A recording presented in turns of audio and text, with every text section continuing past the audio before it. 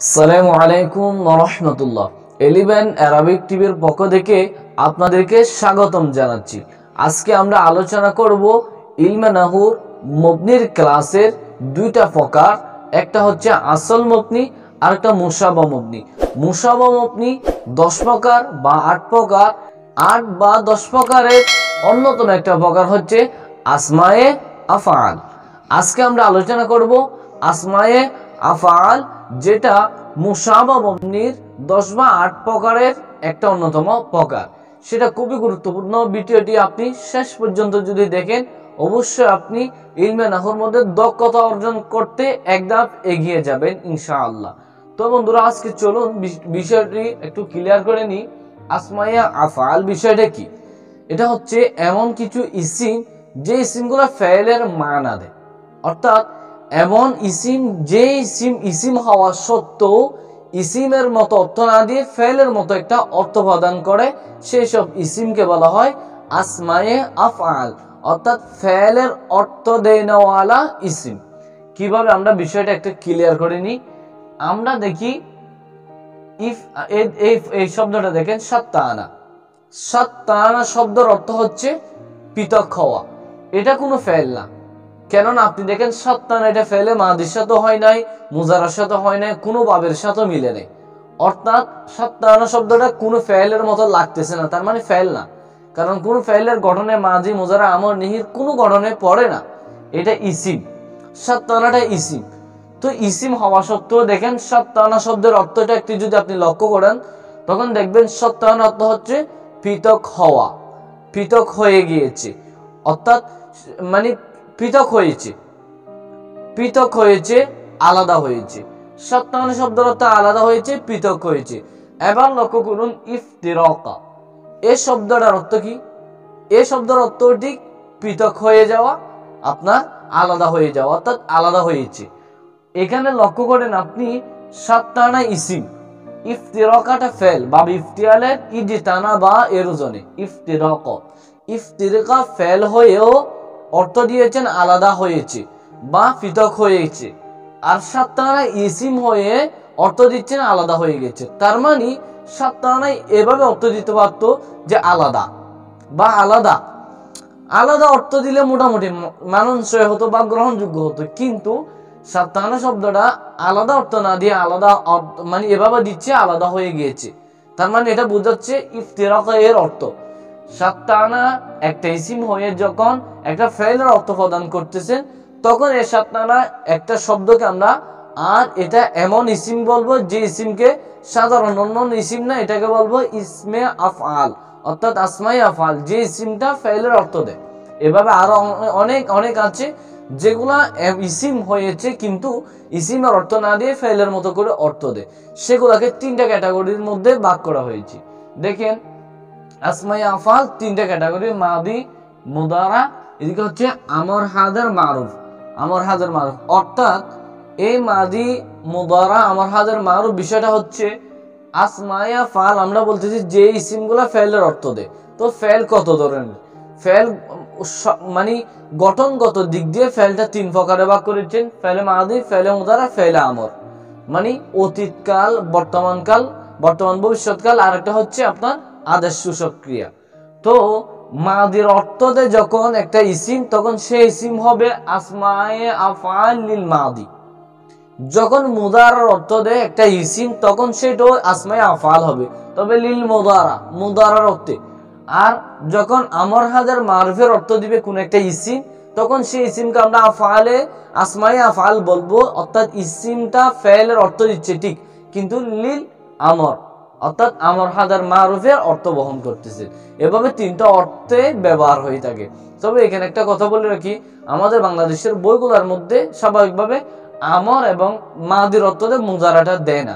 কিন্তু অনেক নাহবিদরা এটাও ধরেছে যে আসমায়ে আফআলটা মাদি, মুদারা, আমর 3টার অর্থ দেয়। তো আমরা 3টা অর্থ নিয়ে আলোচনা করতেছি। 3টা একটা দুইটা উদাহরণ লিখেছি আমি, একটু লক্ষ্য করুন। এখানে দেখেন মাদির 2টা উদাহরণ, সাত্তানা ইফতিরাক এর অর্থ দিয়েছেন পৃথক হয়ে যাওয়া। আর একটা যে সারআনা, সারআনাতে আপনি যদি লক্ষ্য করেন, এটা সরফের কোনো ফেলের ওজনে পড়ে নেই। অর্থাৎ মাদি বলেন, মুজারা বলেন, সরফের কায়দাগুলো যদি আপনার মাথা থেকে খুব সহজে ধরতে পারবেন, সারআনা, মাদি, মুজারা, আমর, হাজার কোনো একটার সাথে হয়নি।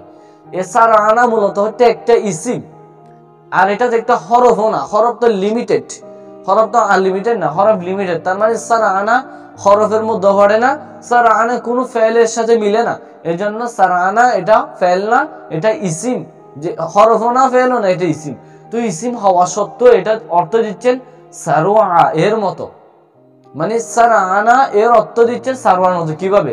সারআনা তো তাড়াহুড়া করা, তাড়াহুড়া করলো, সারআনা তো তাড়াহুড়া করলো।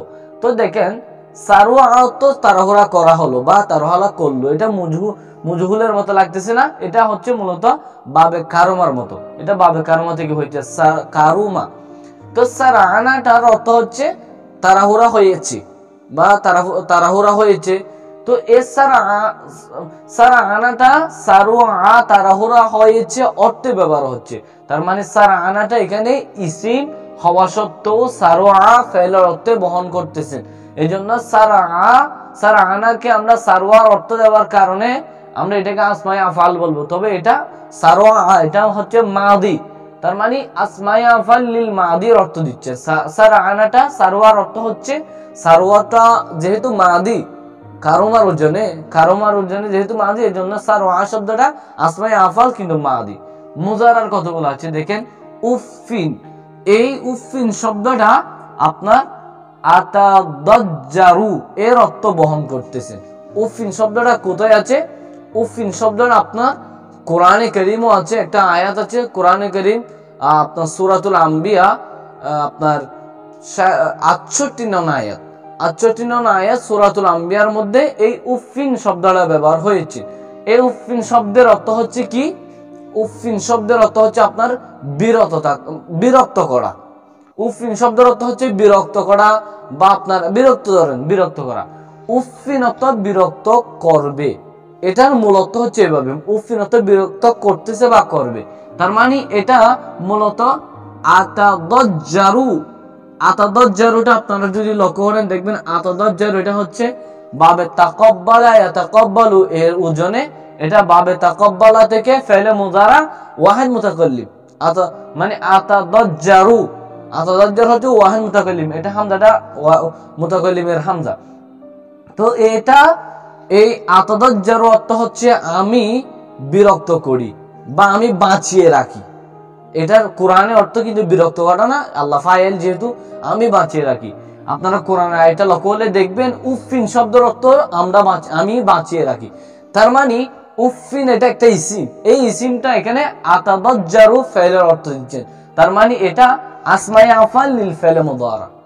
এবার আসুন ওয়াই, ওয়াই, এই ওয়াইটা হচ্ছে একটা ইসিম, এটা হরফও না ফেলও না। এই ইসিমটা কিন্তু অর্থ দিচ্ছেন আতাআজ্জাবা, এটা ভাবে তাকাব্বালা, ইয়াতাকাব্বালু ভাবে তাফাউল। তো আতাআজ্জাবু হচ্ছে ভাবে তাফাউলের ফেলে মুজারা। তো এই ফেলে মুজারা এর অর্থ হচ্ছে আমি আশ্চর্য হয়েছি, আমি আজীব হয়েছি। তো আশ্চর্য বা আজীব হওয়ার অর্থটা ওয়াই এ শব্দটা দিচ্ছেন, আমি আশ্চর্য হচ্ছি বা হব। এই ওয়াই শব্দের অর্থ কিন্তু আমি আশ্চর্য হচ্ছি বা হব। তার মানে ওয়াইটা এখানে আতাআজ্জাবু এর অর্থ দিয়েছেন। এই জন্য আমরা যেহেতু ওয়াই শব্দটা আতাআজ্জাবু ফেলে মুজারা, আতাআজ্জাবু এই ফেলে মুজারার অর্থ দিয়েছে, এই জন্য আমরা বলবো এটা আসমায়ে আফআল লিল ফেলে মুজারা। এবার আসুন কিছু আমরের আছে, আমি মাত্র দুইটা দেখাচ্ছি। দেখেন আমর হাদার মারুফ, আমর হাদার মারুফেরও কিছু মানে এমন কিছু ইসিম আছে যে ইসিমগুলো আমর হাদার মারুফের অর্থ দেয়। যেমন বালহা, বালহা শব্দটা হয়তো আপনাদের কাছে পরিচিত, এর অর্থ হচ্ছে ছেড়ে দাও, বালহা ছেড়ে দাও। তো এটার মূল আরবি হচ্ছে উতুরুক, অর্থাৎ তারাকা এতরুকু উতুরুক, তারাকা এতরুকু থেকে উতুরুক, তুমি ছেড়ে দাও। তুমি ছেড়ে দাও এটা একটা আমর, একটা আদেশ করতেছে, তুমি ছেড়ে দাও। তুমি ছেড়ে দাও এভাবে যে একটা আদেশ করতেছেন, বালহা শব্দ অর্থ ঠিক সেভাবে তুমি ছেড়ে দাও। তাহলে বালহা একটা ইসিম হওয়া সত্ত্বেও উতুরিক ফেলের অর্থ দিয়েছেন, অর্থাৎ একটা আমরের গঠনের ফেলের অর্থ দিয়েছেন।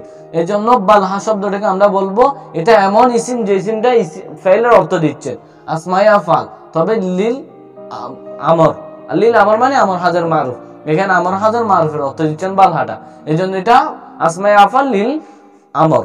এবার আসুন হা, হা নিয়ে একটা কথা বলি। হাটা বিভিন্ন অর্থ হয়ে থাকে। হা যখন হরফে তানবিহ হবে, হরফে তানবিহ তিনটা আমরা জানি, আলা, আমা, হা। এখানে যখন হাটা হরফে তানবিহ হিসেবে ব্যবহার হবে তখন অর্থ হবে সাবধান। ও কোরআনে আছে না, আলা ইন্না আউলিয়া আল্লাহি লা খাউফুন আলাইহিম ওয়া লা হুম ইয়াহজানুন, এ আলা সাবধান অর্থ দিয়েছেন। আলার মতো হা ও সাবধান অর্থ দেয় যখন তানবিহ হয়ে ব্যবহার হয়, অর্থাৎ হরফে তানবিহ হলে। এখানে কিন্তু হরফে তানবিহ না, এ হাটা অনেক সময় একটা ফেলের মতো অর্থ দেয়, অর্থাৎ ফেলে আমরের মতো। যখন হা ফেলের আমরের মতো অর্থ দেয় তখন অর্থ হয় তুমি দড়ো বা তুমি গ্রহণ করো, অ্যাকসেপ্ট, তুমি গ্রহণ করো। হা অর্থ হচ্ছে খুদ, তুমি গ্রহণ করো, অর্থাৎ হা একটা ইসিম। এই ইসিম হাটা হরফ হয়ে ব্যবহার হলে হরফে তানবিহ হবে, সাবধান অর্থ দিবে। ইসিম হয়ে ব্যবহার হলে কিন্তু তখন খুদ এর অর্থ গ্রহণ করবে বা খুদ এর অর্থ বহন করবে। এই জন্য হাটা, হার অর্থ হচ্ছে তুমি গ্রহণ করো, তুমি অ্যাকসেপ্ট করো। তো খুদ অর্থ তুমি গ্রহণ করো, তার মানে হাটা খুদ একটা আমর। খুদটা আমরা জানি এটা আমরের সিগা, আমর হাজার মারুফ, আমর হাজার মারুফ ও হাজার সিগা, আমর হাজার মারুফ। তো এক্ষেত্রে হাটা আমর হাজার মারুফের অর্থ দিয়েছেন। এ হাকে আমরা বলবো আসমায়ে আফাল লিল আমর, অর্থাৎ আমরের অর্থ দিয়েছেন এমন একটা ইসিম যে ইসিমটা আমরের অর্থ বহন করেছেন। তো এবার আপনাদের প্রশ্ন হতে পারে, ভাই মানে কি আছে, কতগুলো আছে যে ইসিম, এমন কত ইসিম আছে যে ইসিমগুলা ফেলের অর্থ দেয়। হ্যাঁ, এইভাবে আমি আপনাদেরকে একটা চার্ট দেখাচ্ছি, আপনারা স্ক্রিনে লক্ষ্য করুন। যে স্ক্রিনে লক্ষ্য করুন, এখানে একটা চার্ট দেখতেছেন আপনারা। আপনারা এই বিষয়টা চার্টটা একটু মুখস্থ করে দিবেন, কারণ এটা আপনাদের অনেক হেল্পফুল হবে। এখানে আমি অনেক ওয়ার্ড দেখাচ্ছি যে ওয়ার্ডগুলা ইসিম এবং এর ফাঁসে একটা আরবি অর্থ, অর্থাৎ এর ফেলের অর্থটা আছে। প্রথম আমি চারটা দেখাচ্ছি, দেখেন এখানে হাই হাতা, সারা, হাই হাতা, তারপর আপনার সাত্তানা, তারপর আপনার সারান, এই ওয়ার্ডগুলো যে আছে, এই ওয়ার্ডগুলো আপনার মানে এইভাবে আমি কয়েকটা পড়তেছি আর কি। আপনি সবগুলো যদি মাথায় রাখতে পারেন অবশ্যই আপনার অনেক লাভ হবে। এটা ছাড়া আর একটু লক্ষ্য করুন, আরো একটা আছে যে এটাও মুখস্থ করে নেবেন, যে এটার মধ্যে অনেক ইম্পর্টেন্ট কতগুলো আছে, এখানে আরো বেশি আছে। এই ওয়ার্ডগুলো মুখস্থ করে নেবেন। এগুলোও ঠিক আমর মানে আমরের ফেলে, মাদের ফেলে মুজারার অর্থ বহন করে এমন কতগুলো ইসিম। তো এগুলো কিন্তু আসমায়ে আফাল, এগুলো মুখস্থ করলে আপনার অনেক হেল্পফুল হবে। আমি কয়েকটা পড়ে শোনাচ্ছি। আমিনুন, হাইয়া, হায়া, এগুলো অনেক, মানে আপনারা এগুলো মুখস্থ করে রাখবেন। এগুলো যদি মুখস্থ করে রাখেন আপনাদের অনেক হেল্পফুল হবে, বিষয়টা আপনার অনেক ক্লিয়ার হয়ে যাবে। তো বন্ধুরা, আজকের ক্লাসটা এতটুকুই। আপনাদের যদি ভালো লেগে থাকে অবশ্যই ক্লাসটি বন্ধুদের মাঝখানে শেয়ার করে দিবেন। আমাদের চ্যানেল যদি নতুন এসে থাকেন অবশ্যই চ্যানেলটি সাবস্ক্রাইব করে রাখবেন এবং আমাদের কমেন্ট বক্সে গিয়ে আপনাদের মতামত জানিয়ে দিবেন। আসসালামু আলাইকুম ওয়া রাহমাতুল্লাহি ওয়া বারাকাতুহু।